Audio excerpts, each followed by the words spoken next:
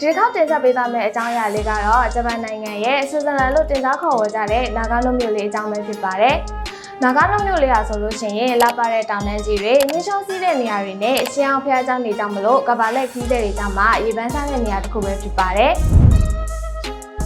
နံပါတ်1ကတော့နှစ်ပေါင်း1400နီးပါးသက်တမ်းရှိတဲ့ဇန်ကိုဂျီတံပဲဖြစ်ပါတယ်။ဒီကျောင်းတော်ကြီးဟာဆိုလို့ရှိရင်နာဂါနိုမြို့ရဲ့နှလုံးသားဖြစ်ပြီးတော့ငြိမ်းချမ်းတဲ့ခံစားချက်ကိုအပြည့်အဝပေးစမ်းမှာအသေးချာပါပဲရှင်။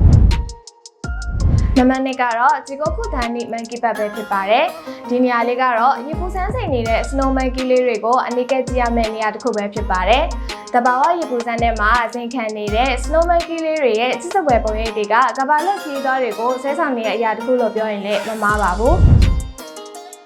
နံပါတ်3ကတော့ဟာကူဘာတောင်တန်းတွေပဲဖြစ်ပါတယ်။ဆောင်းရာသီမှာနေလျှောစီရတာကြက်နေတက်တဲ့သူတွေအတွက်ကတော့ဟာကူဘာကတကယ့်ကို paradise လို့ပြောလို့ရပါတယ်။ဝင်းရထားတဲ့တောင်တန်းကြီးတွေကြောင့်ပဲဂျပန်နိုင်ငံရဲ့ဆွစ်ဇာလန်လို့တင်စားခေါ်ဝေါ်ကြတာပဲဖြစ်ပါတယ်။နံပါတ်4ကတော့ Tokakushi Shrine ပဲဖြစ်ပါတယ်။တိတ်ဆိတ်ငြိမ်သက်တဲ့သဘာဝကိုကြက်နေတက်တဲ့သူတွေဆိုရင်တော့ Tokakushi Shrine ကိုတားရောက်လည်းပတ်ကြည့်တင်ပါရဲ့နော်။တက်တန်ရဲ့အာရပ်ပင်နယ်ကြီးတွေကြမှာလမ်းလျှောက်ရတာကတကယ်ကိုအပန်းပြည့်စေတဲ့နေရာတစ်ခုဖြစ်ပါလိမ့်မယ်။နေရာစုံလည်းပတ်ပြီးသားပြီဆိုလို့ရှိရင်တော့နာမည်ကြီးနာဂါနိုဆိုဘာခေါက်ဆဲကိုလည်းမြည်ဆန်းကြည့်ဖို့မမေ့နဲ့နော်။じゃあ皆様また後でバイバイ